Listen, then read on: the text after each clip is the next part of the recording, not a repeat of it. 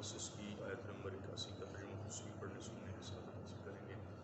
اعوذ باللہ من الشیطان الرجیم، بسم اللہ الرحمن الرحیم۔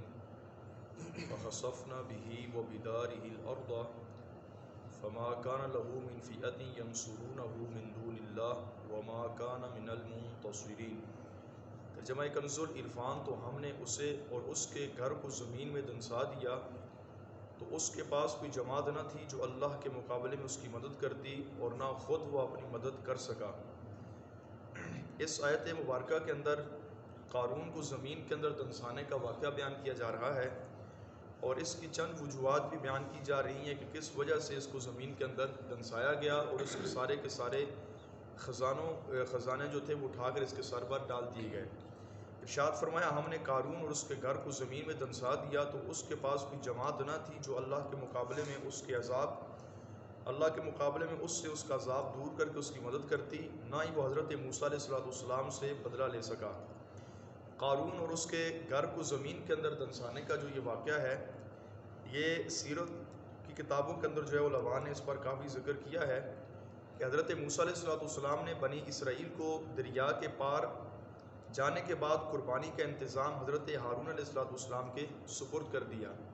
یعنی قربانیاں جو لوگ اس وقت اپنی کرتے تھے جانوروں کی، وہ حضرت ہارون علیہ السلام ان کی دیکھ بھال ان کو دیکھتے تھے۔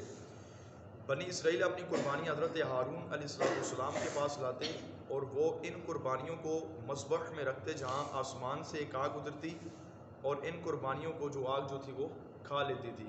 ہمارا طریقہ یہ کہ ہم قربانی کا جانور ذبح کرتے ہیں اور پھر شریعت کے مطابق اس کا گوشت پوش جو ہوتا ہے یہ تقسیم کیا جاتا ہے، لیکن بنی اسرائیل کے اندر جانور کو ذبح نہیں کیا جاتا تھا بلکہ ایک جگہ پہ جا کر یہ رکھ دیتے تھے اور آسمان سے اللہ تعالیٰ کی قدرت سے ایک آگ آتی تھی اور جانوروں کو وہ آگ اپنے کھا جاتی تھی۔ قارون کو حضرت ہارون علیہ السلام کے اس منصب پر حسد ہوا۔ اس نے حضرت موسیٰ علیہ السلام سے کہا، رسالت تو آپ کی ہوئی، قربانی کی سرداری حضرت ہارون کی ہوئی اور مجھے کچھ بھی نہ ملا، حالانکہ میں تو توریت کا بہترین قاری ہوں، میں اس پر صبر نہیں کر سکتا۔ اس نے کہا مجھے بھی کوئی نہ کوئی عہدہ ملنا چاہیے۔ حضرت موسیٰ علیہ السلام نے فرمایا، یہ منصب حضرت ہارون کو میں نے خود سے نہیں بلکہ اللہ تبارک و تعالیٰ کے حکم سے دیا ہے۔ قارون نے کہا، خدا کی قسم میں آپ کی تصدیق نہیں کروں گا جب تک آپ مجھے اس بات کا ثبوت نہ دیں۔ اس کی بات سن کر حضرت موسیٰ علیہ السلام نے بنی اسرائیل کے سرداروں کو جمع کیا اور ان سے فرمایا، اپنی لاٹھیاں لے آؤ۔ وہ لاٹھیاں لے آئے تو حضرت موسیٰ علیہ السلام نے ان سب کو اپنے خیمے میں جمع کیا اور رات بھر بنی اسرائیل ان لاٹھیوں کا پہرا دیتے رہے۔ صبح کو حضرت ہارون کا عصا سرسبز و شاداب ہو گیا اور اس میں سے پتے نکل آئے۔ یعنی آپ علیہ السلام نے فرمایا کہ حضرت ہارون علیہ السلام کو یہ عہدہ منصب اللہ کی بارگاہ سے ملا ہے اور کسی کو کیوں نہیں ملا، تو آپ نے ان کے عصا منگا کر ان کو بتایا کہ جس کے عصا صبح اٹھیں گے سبز ہو جائے گا تو وہ جو ہے اسی کو سرداری اللہ تبارک و تعالیٰ کے حضور سے سپرد ہوئی ہوگی۔ تو جب صبح دیکھا کہ حضرت ہارون علیہ السلام کا جو مبارک عصا جو ڈنڈا آپ کا تھا وہ سرسبز و شاداب ہو گیا تھا، ایسا سبز تھا کہ فرمایا اس میں سے پتے نکل آئے۔ حضرت موسیٰ علیہ السلام نے فرمایا، قارون تو نے دیکھا؟ قارون نے کہا، یہ آپ کے جادو سے کچھ عیب نہیں ہے، یعنی معاذ اللہ فرمایا کہ یہ آپ کا جادو ہے۔ حضرت موسیٰ علیہ السلام نے فرمایا، قارون تو نے دیکھا نہیں؟ قارون نے کہا، یہ آپ کا جادو ہے۔ حضرت موسیٰ اس کے ساتھ اچھی طرح پیش آتے رہے لیکن وہ ہر وقت آپ علیہ السلام کو ایذا دیتا رہا۔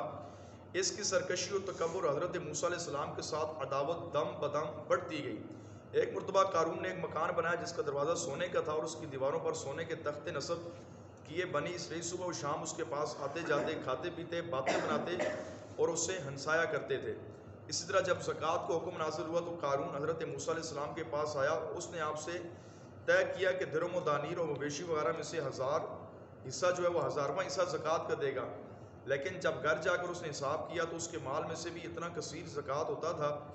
یہ دیکھ کر اس کے نفس نے اسے ہمت نہ کی اور بنی اسرائیل کی ایک جماعت کو جمع کر کہا، تم نے حضرت موسیٰ کی ہر بات میں اطاعت کی، اب وہ تمہارا مال لینا چاہتا ہے تو لہٰذا تم نے حضرت موسیٰ علیہ السلام کو زکوٰۃ وغیرہ نہیں دینی، جو کہ اس امت کے اندر بھی شریعت کا حکم تھا۔ حضرت قارون نے کہا کہ جلا وطنی چلن عورت کے پاس جاؤ، اس سے ایک مرتبہ معاوضہ مقرر کرو کہ حضرت موسیٰ علیہ السلام پر معاذ اللہ تہمت لگائے۔ اور پھر اس عورت نے حضرت قارون کے کہنے پر حضرت موسیٰ علیہ السلام پر تہمت لگائی تھی اور اس نے ایک چراوے سے جو ہے بدفعلی کر کے حضرت موسیٰ علیہ السلام پر تہمت لگائی کہ میرے بطن کے اندر جو بچہ ہے، جو حمل ہے، یہ حضرت موسیٰ علیہ السلام کا ہے۔ اللہ تبارک و تعالیٰ کے نبی پر تہمت لگی، لیکن آپ علیہ السلام نے ارشاد فرمایا کہ یہ بچہ جو پیدا ہونے والا ہے، جب یہ پیدا ہوگا تو اس سے پوچھا جائے گا کہ آخر تو کس کا بیٹا ہے۔ جب وہ بچہ پیدا ہوا تو حضرت موسیٰ علیہ السلام نے فرمایا فلاں تو بتا تو کس کا بیٹا ہے؟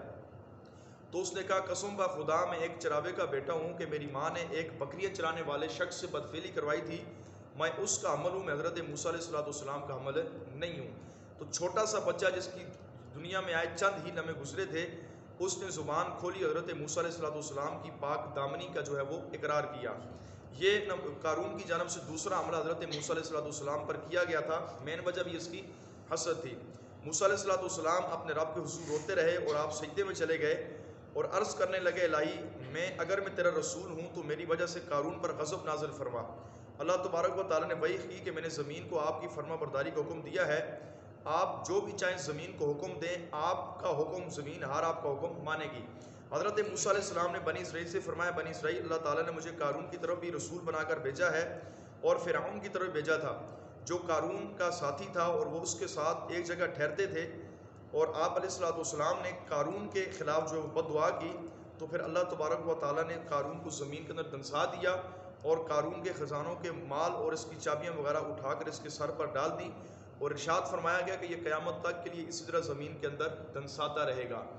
اب قارون کے اندر پر اتنا بڑا عذاب کس طرح اللہ تبارک و تعالیٰ کا نازل ہوا؟ ایک تو تکبر، دوسرا اللہ تبارک و تعالیٰ کے نبی کے ساتھ دشمنی، اللہ تبارک و تعالیٰ کے نبی پر تہمت، اور پھر حضرت اللہ تبارک و تعالیٰ کے نبی کی بد دعا، یہ تمام کی تمام چیزیں قارون کو لے کر ڈوب گئیں۔ اللہ تبارک و تعالیٰ جل شانہ ہم سب کو اپنی نیک اور پاک ہستیوں کا ادب و احترام نصیب فرمائے، آمین بجاہ النبی الکریم صلی اللہ تعالیٰ علیہ وآلہ